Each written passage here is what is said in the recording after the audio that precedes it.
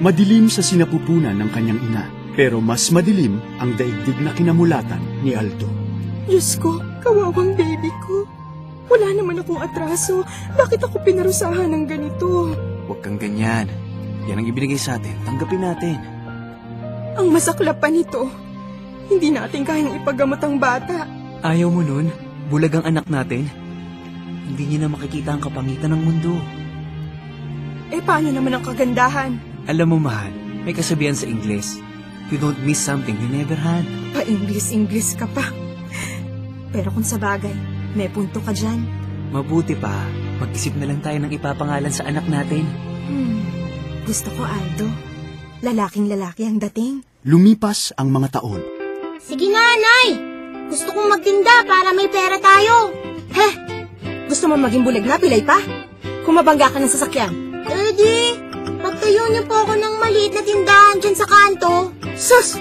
At saan mo ako pahahanapin ng puhunan, Aber? Biglang dumating ang saklolo. Madali yan! Takbo ka lang sa Cebuana Luwilier. Low interest na. Safe na safe. Pwede nga. Hulog yata kayo ng langit. Nay, isang lamong na natin yung antik na relong bigay ni Lolo. At natupad ang inaasam ni Aldo. Malayo pa ang umaga, di matanaw ang pag-asa. Kailan Okay, bumili dito kay Aldo May stage show pa ang bukas pa. Aba, para sa akin yan Malayo pa ang umaga. Boses Anghel, ang batang bularo. O, diba?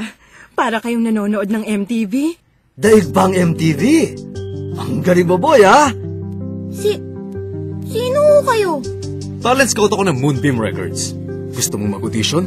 Tsak, pasado ka. Ha? Paano ubra tong anak ko?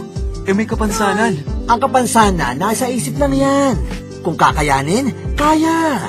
Nay, samahan niyo ako. Baka swerte ko na. Aber, paano tayo makakapunta sa studio nang walang pamasahe? Wala nga tayong maayos na damit. Gastos lang yan. Ba't kayo ganyan? Mas bulag pa kayo kaysa sa akin.